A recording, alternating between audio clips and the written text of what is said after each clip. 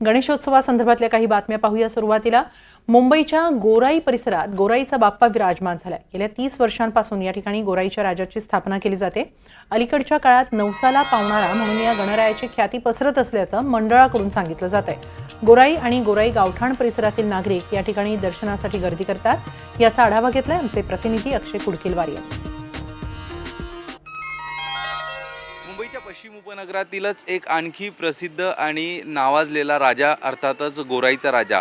या गोराईचा राजा गणेशोत्सव मंडळ परिसरामध्ये आपण आलो आहोत आणि ही गोराईच्या राजाची आकर्षक अशी मूर्ती, तिचं सुबक असं रूप या ठिकाणच्या परिसरातील जे गणेश भक्त आहे यासोबतच स्थानिक रहिवासी आहेत। गोराई परिसर असो, चारकोप असो, मागाठाणे असो, या परिसरातल्या सगळ्या जे नागरिक आहे यांना, गणेश भक्त आहे यांना आकर्षित करणारा हा असा गोराईचा राजा गणेशोत्सव मंडळ आहे। मंडळाचं 30वं वर्ष आहे आणि या परिसरात हा नवसाला पावणारा असा गोराईचा राजा म्हणून आता या मंडळाची आणि या गणपतीची, या बाप्पाची ख्याती होत असतानाचं चित्र आपल्याला बघायला मिळतं। तशा आख्यायिका देखील या परिसरात ऐकायला मिळतात असं मंडळाच्या पदाधिकाऱ्यांकडनं सांगितलं जाते। गोराई गाव असो, त्यासोबतच गोराईतील गोराई परिसर असो, या परिसरातला हा प्रमुख एक मुंबईच्या उपनगरातील राजा यानंतरचा प्रसिद्ध असा हा गोराईचा राजा आहे।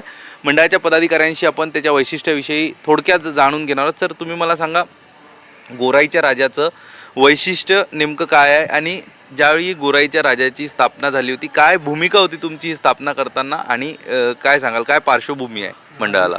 नमस्कार।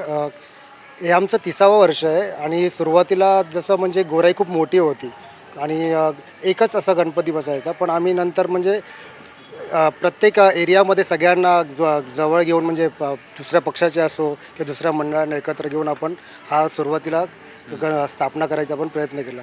त्याच्यानंतर आपण विविध कार्यक्रम घेतो, जसे शैक्षणिक, सांस्कृतिक कार्यक्रम घेतो, ब्लड डोनेशन कॅम्प घेतो आपण 10 गरजू मुलींचे आपण दरवर्षी आपल्या मंडळातर्फे त्यांचं शिक्षण आणि त्यांचं पाठ्यपुस्तकाचा आपण खर्च करतो आपण। अलीकडे जे माहिती तुम्ही सांगितली की गोराईचा राजा हा नवसाला देखील पावणारा गणपती आहे अशी तुम्ही ख्याती सांगितली, काय अनुभव लोकांना येतोय आणि एकूणच ह्या परिसरात किती गर्दी गणेश भक्तांची असते दर्शनाच्या वेळी? गर्दी संध्याकाळी आमच्या इथे खूप गर्दी असते अशी।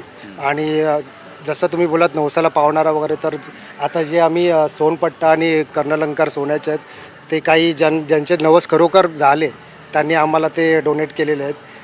तसं असं दरवर्षी काही ना काहीतरी वस्तू ज्यांचे नवस पूर्ण होतात त्यांच्याकडून आम्हाला भेट येते अशी मंडळाला। आपण बघतोय मंडळाचे अनुभव सांगितले जातात। आधी या संपूर्ण गोराई हा मोठा परिसर आहे आणि या गोराईसारख्या मोठ्या परिसरात मोजकेच गणेशोत्सव मंडळ होते, त्यामुळं गोराईकरांना एक स्वाभाविकच जास्तीत जास्त गोराईकरांना या गणेशोत्सव मंडळामध्ये सहभागी होता यावं यासाठी या मंडळाची स्थापना करण्यात आली आणि आता बघता बघता 30 वर्षात हा गणेशोत्सव मंडळ नावारूपास येतानाचं चित्र बघायला मिळतंय। कॅमेरा पर्सन जितेंद्र वाघमारेसह अक्षय कुडकेलवार, NDTV मराठी,